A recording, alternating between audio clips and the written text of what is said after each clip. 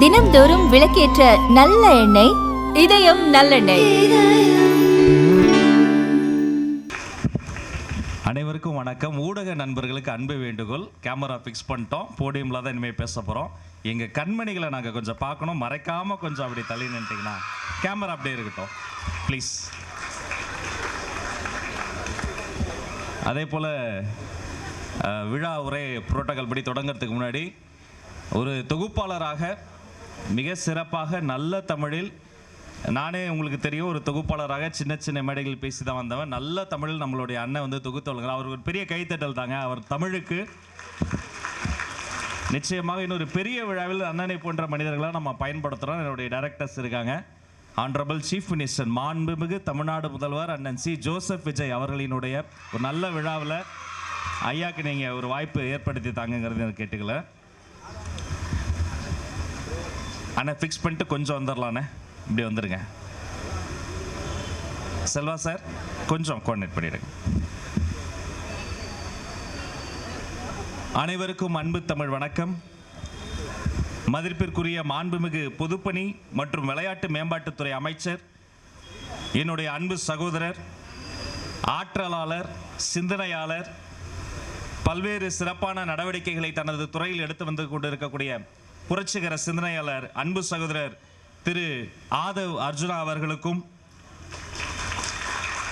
நல்லா கை தட்டலாம். அவங்கள பார்க்கறதுக்கு தான் ஓடோடி வந்திருக்கார்.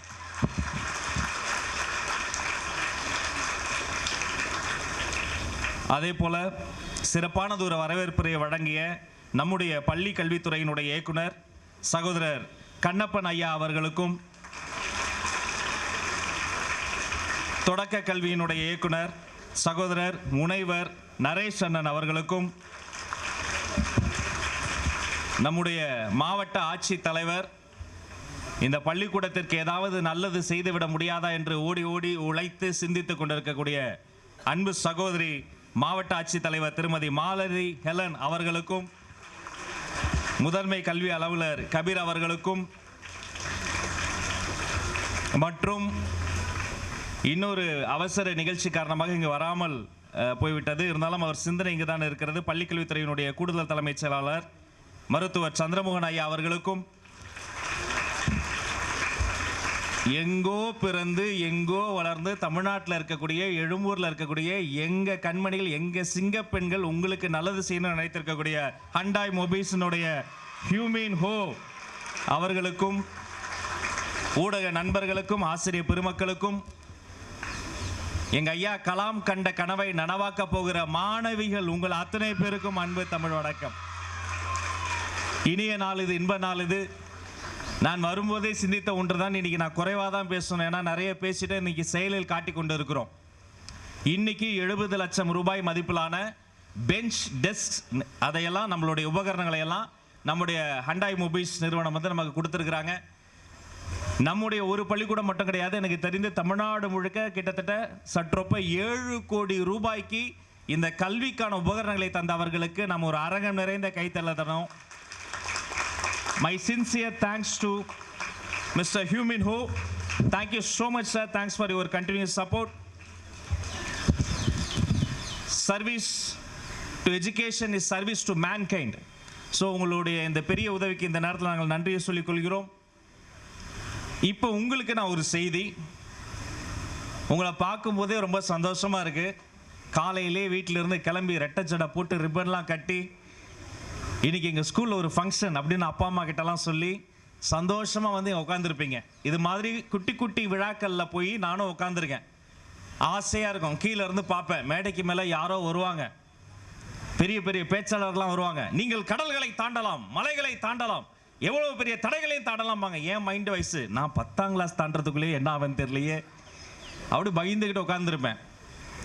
அப்போ எங்கள் டீச்சர்ஸ் வந்து என்கரேஜ் பண்ணுவாங்க, போடா மேலே போய் நீ வந்து பேசு, நீ தான் நல்லா பேசு. ஐயோ வேணாம் டீச்சர், பயமாக இருக்கு, போடா மைக்கு பிடிச்சி பேசலாம்பாங்க.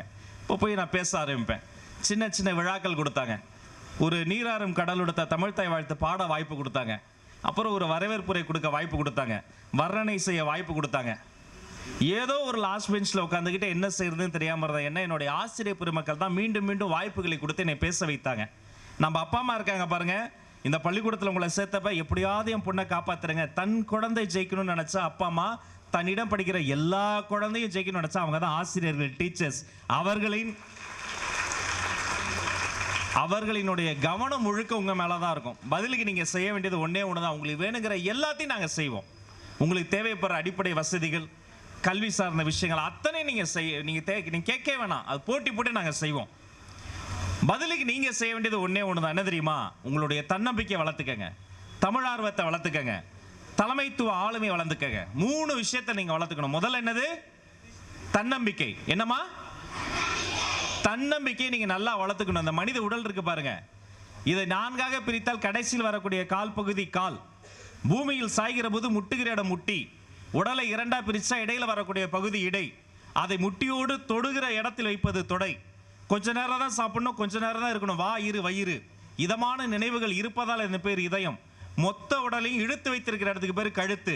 கட்டளை முட்டமிடுகிற தலைவனின் பெயர் தலை. தலைக்கு மேல ஒண்ணுமில்ல முடிச்சுக்கனால இது முடி. 36 லட்சம் ஆண்டுகள்ல வெளியே தெரியாத இந்த எந்த விஷயத்தாலும் மனிதன் தப்பி பிழைக்கலன்னா டைனோசரஸ்க்கு இதை விட கை கால்லாம் பெருசு. அது அழிந்தது, மனிதன் தப்பித்தான். ஒரே வித்தியாசம் என்ன தெரியுமா?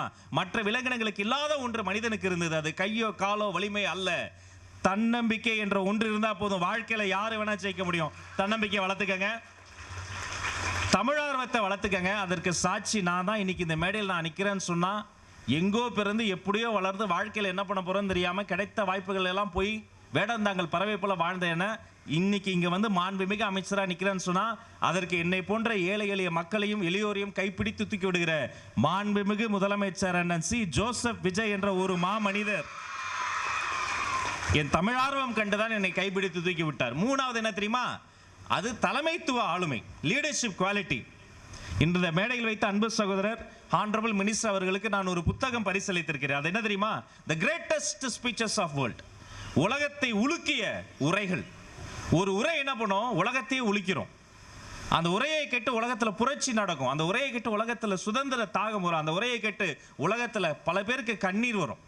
அப்படி ஒரு உரை உலகத்தையே மாற்றும். ஏன்? அந்த உரையை எழுதுனது இலக்கியபூர்வமா இல்லை, எங்கோ இங்கிலாந்தில் பேசினது, ஆபிரகாம் லிங்கன் பேசினது இங்க இருக்கிற தமிழ்நாட்டில் இருக்க எனக்கு உழுக்குது. அதில் இருக்கிறது தலைமைத்துவம், லீடர்ஷிப் குவாலிட்டி. அப்படிப்பட்ட ஒரு புத்தகத்தை அவருக்கு கொடுத்துருக்கேன். ஏன்னா அவருடைய உரைகள் அப்படி பல விஷயங்கள் நான் பார்த்து வியந்திருக்கிறேன். வெறும் அலங்காரமாக பேசுவது கிடையாது, வார்த்தை அலங்காரம் கிடையாது, சும்மா இலக்கியமா மட்டும் பேசுவது கிடையாது. அதில் ஒரு லீடர்ஷிப் குவாலிட்டி வேணும். அந்த லீடர்ஷிப் குவாலிட்டி நீங்க கத்துக்கணும். ஏன் தெரியுமா?